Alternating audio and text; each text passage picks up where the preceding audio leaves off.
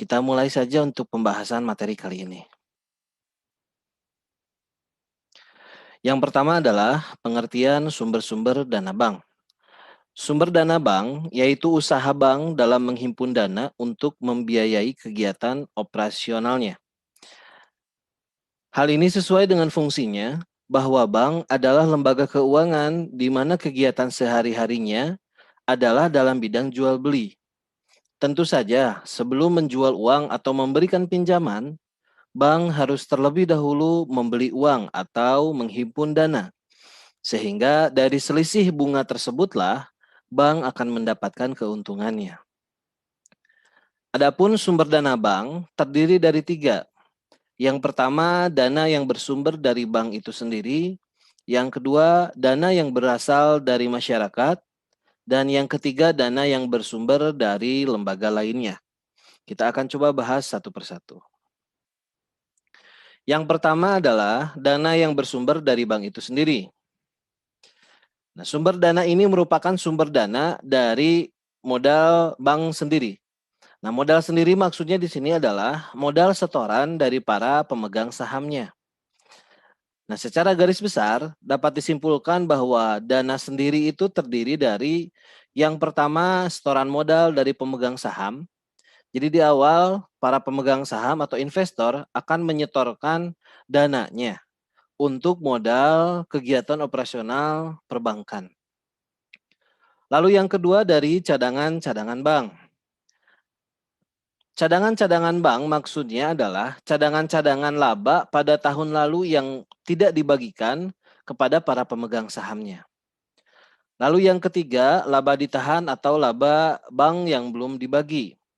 Nah, maksudnya adalah laba yang memang belum dibagikan pada tahun yang bersangkutan, sehingga dapat dimanfaatkan sebagai modal untuk sementara waktu. Nah, ketiga hal ini sudah mendapatkan persetujuan dari kedua belah pihak, baik itu manajemen di perbankannya ataupun para pemegang sahamnya. Jadi ketika ada cadangan-cadangan bank yang disisihkan dari laba, lalu ada juga laba yang belum dibagikan, memang pemegang saham ini sudah tahu dan sudah paham, bahkan sudah menyetujui terkait dengan hal ini. Tidak lain adalah ya untuk memenuhi kegiatan operasional perbankannya. Nah, keuntungan bank menggunakan sumber dana yang dimilikinya sendiri adalah bahwa bank itu tidak perlu membayar bunga yang relatif lebih besar jika modal bank itu meminjam kepada lembaga lainnya. Jadi bagaimana caranya bank itu harus mampu mengefektifkan modalnya sendiri sehingga kegiatan operasional perbankannya bisa berjalan dengan baik. Lalu yang kedua adalah dana yang berasal dari masyarakat. Sumber dana ini merupakan sumber dana terpenting bagi kegiatan operasional bank dan merupakan ukuran keberhasilan bank. Karena jika mampu membiayai kegiatan operasinya dari sumber dana ini, maka bank dikatakan berhasil. Ada 3 dana yang berasal dari masyarakat. Kita akan coba jelaskan satu persatu. Yang pertama adalah simpanan giro. Undang-Undang Perbankan Nomor 10 Tahun 1998 menjelaskan bahwa yang dimaksud dengan giro adalah simpanan yang penarikannya dapat dilakukan setiap saat dengan menggunakan cek, biliet giro, sarana perintah pembayaran lainnya, atau dengan cara pemindah bukuan.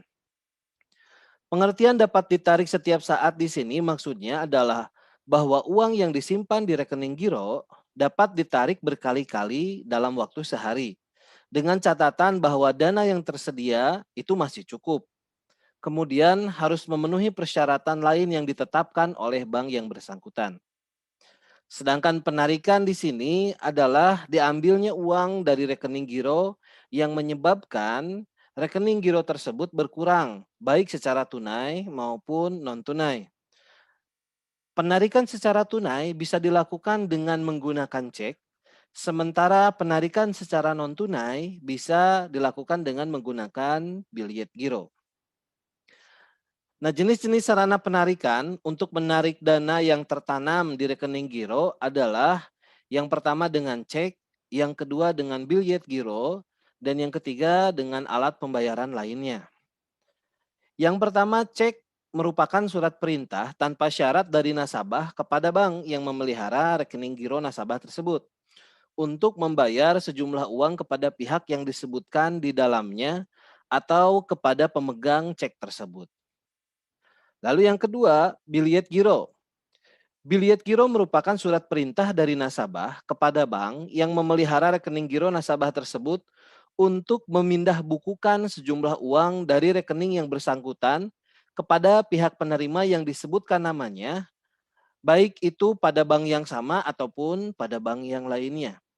Nah, jadi di sini kita paham bahwa cek itu bisa menarik secara tunai, sementara biljet giro di sini adalah pemindah bukuan atau transfer yang dilakukan, baik kepada sesama bank ataupun kepada bank yang lainnya. Lalu yang ketiga, alat pembayaran lainnya adalah surat perintah kepada bank yang dibuat secara tertulis pada kertas yang ditandatangani oleh pemegang rekening atau kuasanya untuk membayar sejumlah uang tertentu kepada pihak lain pada bank yang sama ataupun bank yang lainnya. Surat perintah ini dapat bersifat tunai ataupun pemindah bukuan. Nah, surat perintah pembayaran lainnya juga dapat berbentuk surat kuasa di mana yang memiliki rekening memberi kuasa kepada seseorang untuk melakukan penarikan atas rekeningnya. Yang pasti ada syarat-syaratnya juga. Surat kuasanya, lalu tanda tangan di atas materai, dan lain sebagainya. Nah, itu adalah dana yang berasal dari masyarakat yang pertama, yaitu simpanan giro. Yang kedua, dana yang berasal dari masyarakat bisa diambil melalui simpanan tabungan. Menurut Undang-Undang Nomor 10 Tahun 1998 tentang Perbankan, simpanan tabungan adalah simpanan yang penarikannya hanya dapat dilakukan menurut syarat yang disepakati dan tidak dapat ditarik dengan cek, biljet giro, ataupun yang lainnya.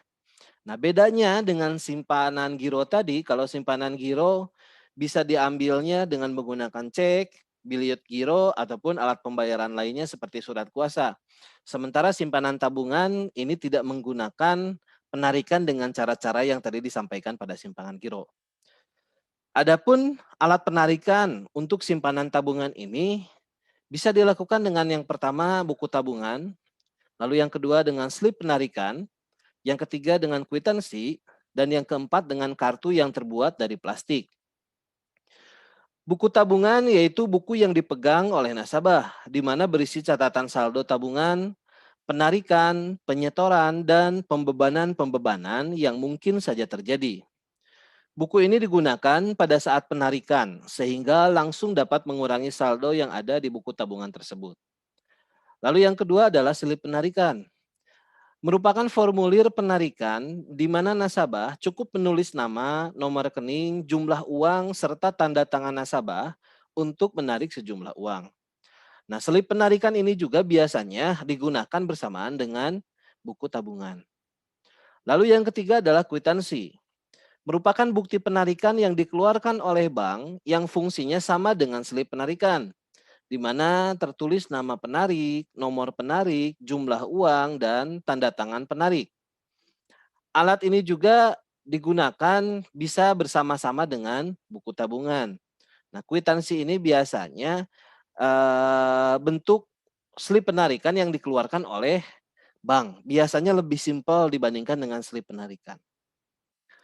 Lalu yang keempat ada kartu yang terbuat dari plastik, yaitu jenis kartu yang terbuat dari plastik yang dapat digunakan untuk menarik sejumlah uang dari tabungannya, baik di bank ataupun di mesin ATM.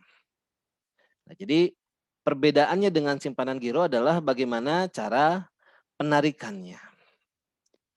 Lalu yang ketiga, sumber dana yang berasal dari masyarakat yaitu adalah simpanan deposito. Menurut Undang-Undang Nomor 10 Tahun 1998, yang dimaksud dengan deposito adalah simpanan yang penarikannya hanya dapat dilakukan pada waktu tertentu berdasarkan perjanjian nasabah penyimpan dengan bank. Nah, simpanan deposito ini merupakan simpanan jenis ketiga yang dikeluarkan oleh bank. Berbeda dengan dua jenis simpanan sebelumnya, di mana simpanan deposito ini mengandung unsur jangka waktu atau jatuh tempo yang lebih panjang dan tidak dapat ditarik setiap saat atau setiap hari. Adapun jenis-jenis deposito yang ada di Indonesia itu ada 3. Ada deposito berjangka, ada sertifikat deposito, dan deposito on call. Kita jelaskan satu persatu. Deposito berjangka merupakan deposito yang diterbitkan menurut jangka waktu tertentu. Nah, jangka waktu deposito biasanya bervariasi mulai dari 1, 2, 3, 6, 12, 18, sampai dengan 24 bulan. Deposito berjangka diterbitkan atas nama baik perorangan maupun lembaga. Artinya, di dalam biljet deposito nanti tercantum nama seseorang atau nama lembaga. Nah, penarikan deposito sebelum jatuh tempo maka akan dikenakan denda atau penalty rate. Jadi, deposito ini adalah simpanan yang memang pengambilannya atau penarikannya harus sesuai dengan perjanjian yang dilakukan oleh bank dan nasabah. Jika nasabah dan bank sudah mencapai kesepakatan penarikan bisa dilakukan misalkan 12 bulan, maka harus ditarik pada saat 12 bulan sudah dari tanggal ditetapkannya, ya. Jika dari waktu 10 bulan sebelum 12 bulan mau diambil, maka ketika ditarik akan dikenakan denda karena tidak sesuai dengan kesepakatan. Jadi deposito ini diusahakan memang kita menabungnya untuk jangka panjang, bukan modal atau uang yang untuk konsumsi kita sehari-hari. Lalu jenis deposito yang kedua adalah sertifikat deposito. Merupakan deposito yang diterbitkan dengan jangka waktu 2, 3, 6, dan 12 bulan. Nah, sertifikat deposito diterbitkan atas unjuk dalam bentuk sertifikat dan dapat diperjualbelikan atau dipindah tangankan kepada pihak lain. Biasanya sertifikat deposito ini dijual di pasar uang. Jadi nanti ketika kita menjelaskan materi mengenai pasar uang, sedikitnya kita akan menjelaskan juga tentang sertifikat deposito. Penerbitan nilai sertifikat deposito sudah tercetak dalam berbagai nominal dan biasanya dalam jumlah bilangan yang bulat. Dengan demikian, nasabah dapat membeli dalam lembaran banyak untuk jumlah nominal yang sama. Lalu yang ketiga adalah deposito on call. Merupakan deposito yang berjangka waktu minimal 7 hari dan paling lama kurang dari 1 bulan. Diterbitkan atas nama dan biasanya dalam jumlah yang besar, tergantung dari bank yang bersangkutan. Nah, sebelum deposito on call mau dicairkan, 3 hari sebelumnya nasabah itu harus sudah memberitahukan kepada bank penerbit agar dananya disiapkan. Nah, itu adalah simpanan deposito. Jadi ketiga dana yang berasal dari masyarakat, yang pertama adalah simpanan giro, yang kedua adalah simpanan tabungan, dan yang ketiga adalah simpanan deposito. Ketika bank ketiga simpanan ini bisa terjadi dengan baik, ya, banyak nasabahnya, maka bank bisa dikatakan baik. Karena untuk modalnya itu banyak gitu, sehingga kegiatan operasional perbankannya bisa berjalan. Selanjutnya adalah dana yang bersumber dari lembaga lainnya. Nah, sumber dana yang ketiga ini merupakan tambahan jika bank mengalami kesulitan dalam pencarian sumber dana yang berasal dari bank itu sendiri dan juga sumber dana yang berasal dari masyarakat. Pencarian dari sumber dana ini relatif lebih mahal dan sifatnya hanya sementara waktu saja. Nah, perolehan dana dari sumber ini antara lain dapat diperoleh dari yang pertama adalah kredit likuiditas dari Bank Indonesia. Ini merupakan kredit yang diberikan oleh Bank Indonesia kepada bank-bank yang mengalami kesulitan likuiditasnya.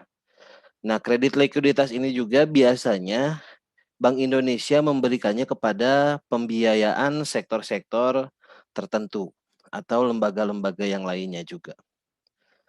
Lalu yang kedua, pinjaman antar bank.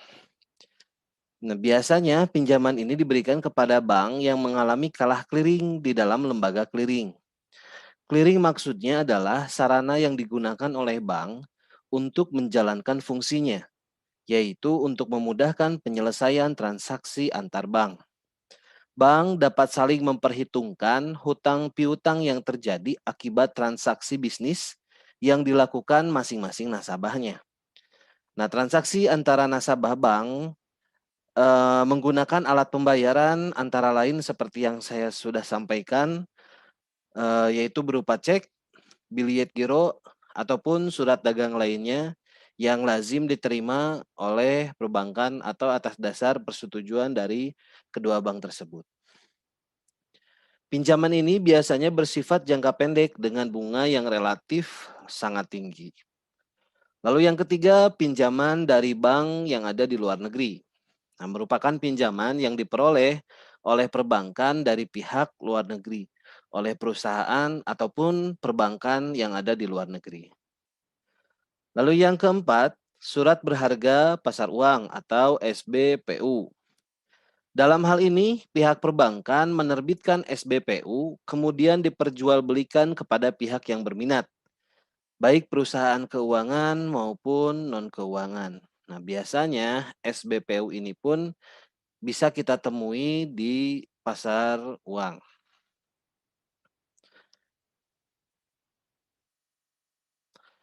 Nah, selanjutnya saya akan menjelaskan tentang pengalokasian dana bank. Pengalokasian dana bank adalah menjual kembali dana yang diperoleh dari penghimpunan dana dalam bentuk simpanan. Tujuannya adalah untuk memperoleh keuntungan yang semaksimal mungkin.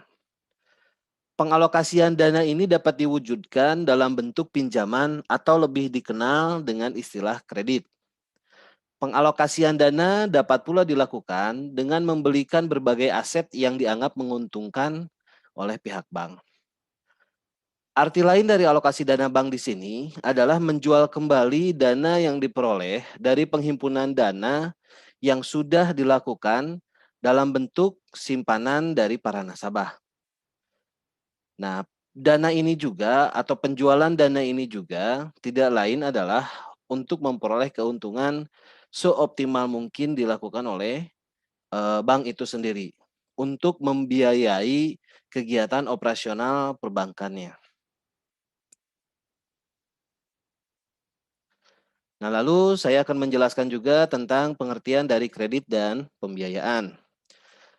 Kredit yaitu penyediaan uang atau tagihan berdasarkan persetujuan atas kesepakatan pinjam-meminjam antar bank dan pihak lain, yang mewajibkan pihak peminjam untuk melunasi utangnya setelah jangka waktu tertentu dengan pemberian bunga. Sementara pembiayaan merupakan dukungan untuk pendanaan untuk kebutuhan atau pengadaan barang atau aset atau jasa tertentu. Mekanisme umumnya melibatkan tiga pihak, yaitu pihak pemberi pendanaan atau pihak pemberi dana, pihak penyedia barang, dan pihak yang memanfaatkan barang.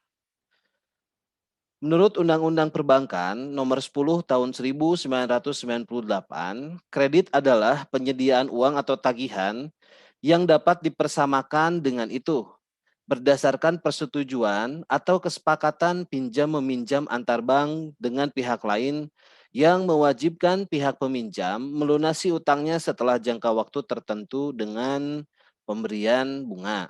Nah, seperti yang sudah kita pahami ya, kredit itu adalah eh, nasabah ya atau seseorang yang membutuhkan dana atau membeli barang lalu mereka meminjamnya ke bank. Nah, sedangkan untuk pembiayaan adalah penyediaan uang atau tagihan yang dapat dipersamakan dengan itu berdasarkan persetujuan atau kesepakatan antar bank dengan pihak lain yang mewajibkan pihak yang dibiayai untuk mengembalikan uang atau tagihan tersebut setelah jangka waktu tertentu dengan imbalan atau bagi hasil. Nah, dari pengertian di atas dapat dijelaskan bahwa kredit atau pembiayaan dapat berupa uang atau tagihan yang nilainya diukur dengan uang. Kemudian, adanya kesepakatan antar bank atau kreditor dengan nasabah penerima kredit atau debitur, bahwa mereka sepakat sesuai dengan perjanjian yang telah dibuatnya. Nah, dalam perjanjian kredit mencakup hak dan kewajiban masing-masing pihak, termasuk jangka waktu serta bunga yang ditetapkan bersama. Demikian pula dengan masalah sanksi apabila si debitur ingkar janji terhadap perjanjian yang telah dibuat bersama. Nah, selanjutnya tujuan dan fungsi kredit. Di mana tujuannya adalah yang pertama untuk mencari keuntungan. Nah, sejalan dengan tujuan bank bahwa tujuan kredit juga untuk mencari keuntungan, bank memberikan kredit kepada nasabah dan memperoleh keuntungan dari bunga dan biaya administrasi yang dibebankan kepada nasabah. Nah, keuntungan bank ini sangat penting sekali lagi untuk kelangsungan operasional kegiatan perbankan. Baik itu untuk gaji karyawan ataupun untuk pembayaran beban-beban yang lain. Lalu yang kedua, membantu usaha nasabah. Nah, pemberian kredit juga bertujuan untuk membantu usaha nasabah yang memerlukan dana, baik itu dana investasi maupun dana untuk modal kerja. Nah, dengan dana tersebut diharapkan pihak debitur akan dapat mengembangkan dan memperluas usahanya. Lalu yang ketiga, membantu pemerintah. Nah, bagi pemerintah, semakin banyak kredit yang disalurkan oleh pihak perbankan, maka semakin baik. Mengingat semakin banyak kredit berarti akan adanya peningkatan pembangunan di berbagai sektor. Keuntungan bagi pemerintah dengan adanya pemberian kredit dari bank kepada masyarakat antara lain adalah yang pertama penerimaan pajak, lalu yang kedua membuka kesempatan kerja atau peluang usaha, lalu yang ketiga meningkatkan jumlah barang dan jasa yang diproduksi hasil dari pinjaman yang dilakukan oleh nasabah, lalu menghemat devisa negara, terutama untuk produk-produk yang sebenarnya diimpor, ya. Lalu meningkatkan devisa negara juga apabila produk yang dibuat itu dibiayai untuk keperluan ekspor. Nah, kemudian di samping itu fungsi dari kredit ya antara lain adalah yang pertama untuk meningkatkan daya guna uang. Maksudnya jika uang hanya disimpan saja tidak akan menghasilkan sesuatu yang berguna. Dengan diberikan kredit uang maka akan menghasilkan barang ataupun jasa oleh yang menerima kreditnya. Lalu yang kedua, untuk meningkatkan peredaran dan lalu lintas uang. Nah, dalam hal ini, uang yang diberikan akan beredar dari suatu wilayah ke wilayah lainnya, sehingga wilayah yang kekurangan uang dengan memperoleh kredit akan memperoleh tambahan uang. Dan untuk lalu lintas peredaran uang ini, untuk mencegah terjadinya inflasi ataupun deflasi. Lalu yang ketiga, untuk meningkatkan daya guna barang. Kredit yang diberikan oleh bank akan digunakan oleh debitur atau oleh nasabahnya untuk mengelola barang yang tidak berguna menjadi berguna. Lalu yang keempat, meningkatkan peredaran barang.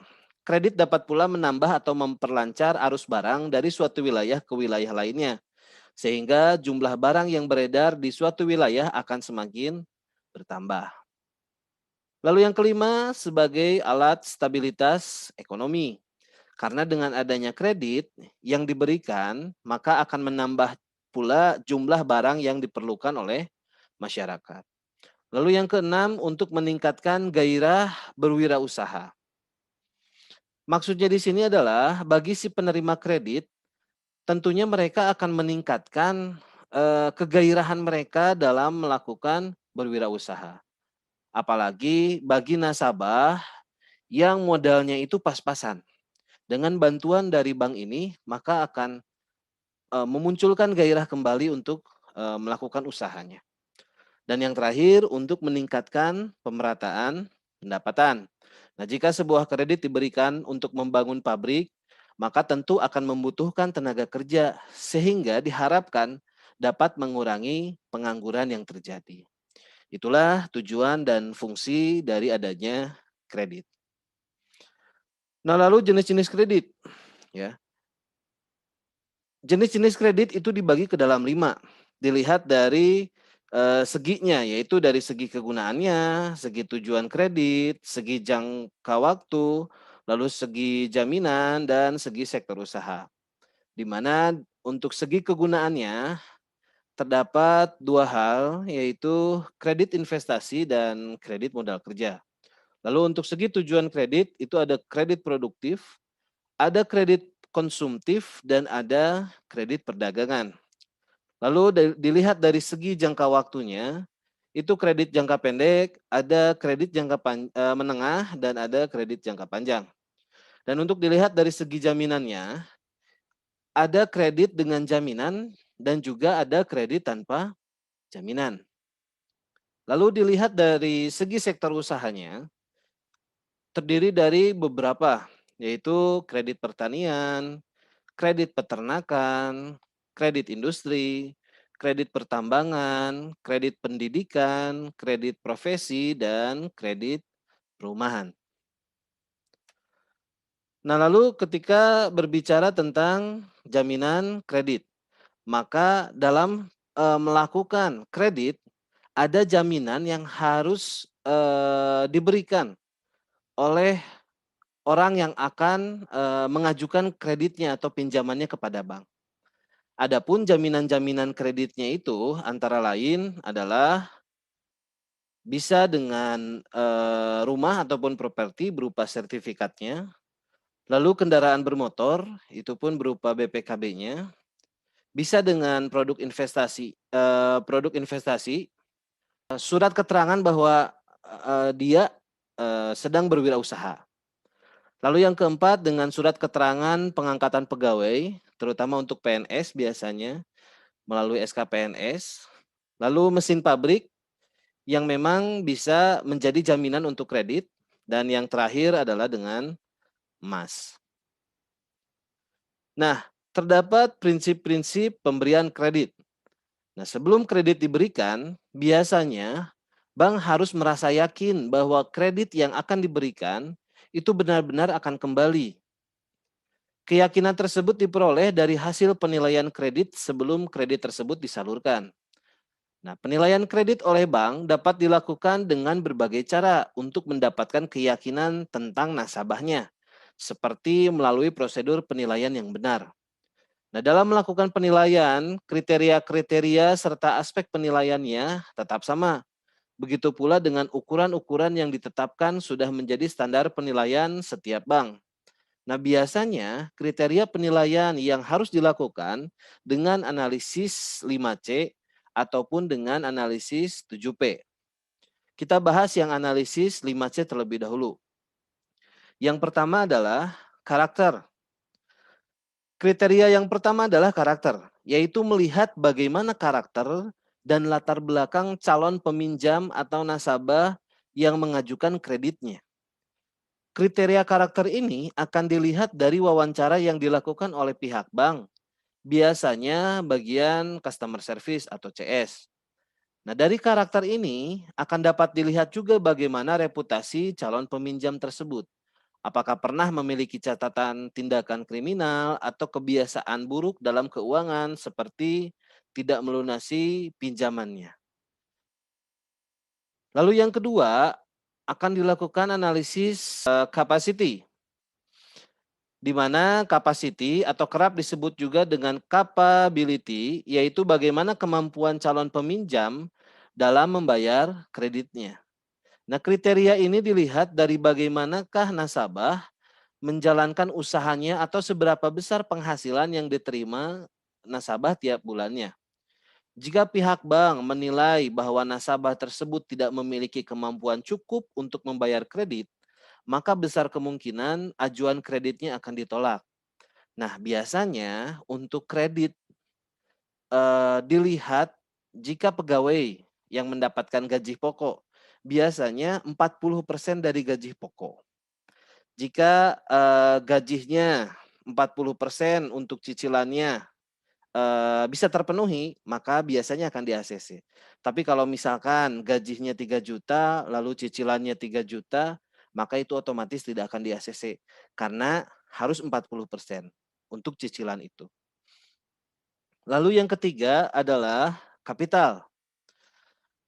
Kapital atau modal yang dimiliki oleh peminjam yang khususnya diberlakukan pada nasabah yang meminjam untuk usaha atau bisnis. Nah, kapital ini biasanya untuk kredit bisnis ya atau untuk kredit usaha. Dengan mengetahui modal atau aset yang dimiliki usaha nasabah tersebut, pihak bank dapat sumber pembiayaan yang dimiliki. Selain itu, pihak bank juga dapat melihat bagaimana laporan keuangan dari perusahaan yang dijalankan nasabahnya untuk kemudian dijadikan acuan apakah memang layak diberikan kredit atau tidak. Lalu yang keempat adalah kolateral.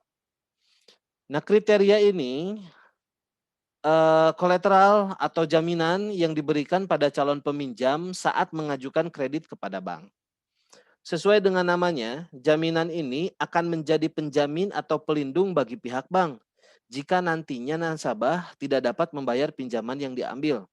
Oleh karena itu, idealnya besaran jaminan yang bersifat fisik ataupun non-fisik lebih besar jumlahnya dan lebih besar dari kredit yang diberikan. Nah, seperti yang tadi sudah disampaikan pada penjelasan sebelumnya, di mana untuk jaminannya bisa berupa rumah, sertifikat rumah, BPKB motor, lalu surat keterangan pegawai, dan lain sebagainya. Lalu yang kelima, analisis kredit yang kelima adalah condition. Condition yaitu kondisi perekonomian baik yang bersifat general atau khusus pada bidang usaha yang dijalankan oleh nasabahnya. Jika memang kondisi perekonomian sedang tidak baik atau sektor usaha nasabahnya tidak menjanjikan, biasanya bank akan mempertimbangkan kembali dalam memberikan kredit. Hal ini terkait kembali dengan bagaimana kemampuan nasabah dalam membayar pinjamannya. Ya pasti dilihat juga dari kondisi ekonomi yang terjadinya. Supaya ketika bank mengeluarkan kredit, maka akan mengantisipasi kredit-kredit macet atau kredit-kredit yang tidak dibayarkan oleh nasabahnya. Nah, selain dari 5C yang tadi sudah dijelaskan, untuk analisis kredit juga bisa dilakukan dengan 7P. Nah, antara lain yang pertama adalah personality. Personality yaitu kepribadian dari calon peminjam yang mengajukan kreditnya. Nah, kriteria ini sebetulnya hampir sama dengan kriteria karakter dari prinsip 5C yang telah dijelaskan di atas. Di mana melihat bagaimana keseluruhan kepribadian nasabahnya, mencakup sikap dan perilakunya sehari-hari. Lalu yang kedua, party. Di sini calon peminjam dimasukkan ke dalam beberapa golongan yang terkait dengan kondisi keuangannya. Biasanya pihak bank mengklasifikasikan nasabah berdasarkan modal yang dimiliki, kepribadian, loyalitas, dan lain sebagainya. Nah, dengan adanya perbedaan klasifikasi dan golongan ini, akan ada perbedaan pula dalam pemberian fasilitas kredit nantinya. Baik itu untuk pengasesean jumlah kreditnya, ya, ataupun untuk waktu pembayaran kreditnya. Lalu yang ketiga adalah purpose, yaitu apa tujuan dari calon peminjam dalam mengajukan kreditnya pada lembaga keuangan tersebut. Nah, pihak bank di sini perlu mengetahui untuk apa dana tersebut akan digunakan. Misalkan apakah untuk modal usaha, untuk investasi, biaya pendidikan, atau bahkan untuk kegiatan konsumtif seperti membeli barang-barang mewah untuk dirinya. Nah, hal ini akan menyesuaikan dengan fokus dari bank atau lembaga keuangan tersebut. Misalnya, jika bank tersebut berfokus pada pengelolaan modal, maka akan tepat bagi nasabah yang mengajukan kredit untuk usaha. Begitupun misalkan ketika bank mengalokasikannya untuk biaya pendidikan, maka akan tepat ketika diberikan kepada nasabah untuk pendidikan, untuk melanjutkan pendidikan. Lalu yang keempat adalah prospek, yaitu bagaimana prospek dari usaha yang dijalankan oleh calon peminjam. Tentu saja prinsip ini berlaku khusus bagi nasabah yang mengajukan pinjaman untuk modal usaha atau bisnis yang dikelolanya. Dengan mengetahui apakah usaha dan bisnis tersebut memiliki prospek ke depan yang bagus atau tidak, maka bank pun dapat memprediksi bagaimana perkiraan kemampuan bayar dari nasabah.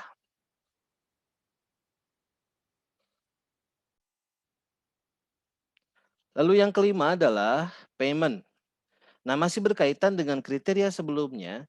Kriteria yang kelima ini juga bertujuan untuk mengukur bagaimana kemampuan bayar dari calon peminjamnya. Prinsip payment dilihat dari sumber pendapatan nasabah, kelancaran usaha yang dijalankan, hingga prospek dari usaha tersebut. Dengan begitu, pihak bank atau lembaga keuangan dapat menilai apakah nasabah tersebut memang dapat membayar ataupun tidak. Lalu yang keenam, analisis yang keenam adalah profitability, di mana pihak bank akan melihat bagaimana kemampuan calon peminjam dalam menghasilkan keuntungan atau laba. Nah, sama seperti beberapa kriteria sebelumnya, kriteria ini juga lebih dikhususkan pada nasabah yang meminjam untuk keperluan usahanya. Semakin tinggi profitability dari calon peminjam, maka akan semakin tinggi pula kemungkinan kredit yang diajukan atau dapat disetujui oleh pihak bank. Lalu yang ketujuh adalah protection. Nah, ini tidak jauh berbeda dengan kriteria kolateral pada prinsip 5C. Kriteria protection juga mengacu pada jaminan yang dapat diberikan oleh calon peminjam. Selain jaminan berupa barang seperti aset rumah atau perusahaan, protection ini juga dapat berupa jaminan asuransi yang dimiliki oleh nasabahnya. Nah, jadi ketika nasabah mau mengajukan kredit, maka bank akan melakukan analisis 5C ataupun analisis 7P. Jika analisisnya bisa berjalan dengan baik, hasilnya baik untuk nasabah, dilihat dari kondisinya tadi, dilihat dari jaminannya, dilihat dari nanti bagaimana kelancaran dalam pembayarannya. Maka ketika semuanya dinilai baik, eh, nasabah yang meminjam itu akan diberikan kreditnya. Pasti akan diberikan kreditnya. Nah, itu saja untuk pembahasan kali ini terkait dengan sumber-sumber dana bank dan juga kredit ataupun pembiayaan yang dilakukan oleh bank atau alokasi dana bank. Mudah-mudahan saudara bisa memahami setiap materi yang saya jelaskan. Terima kasih atas perhatiannya. Billahi taufik wal hidayah. Wassalamualaikum warahmatullahi wabarakatuh.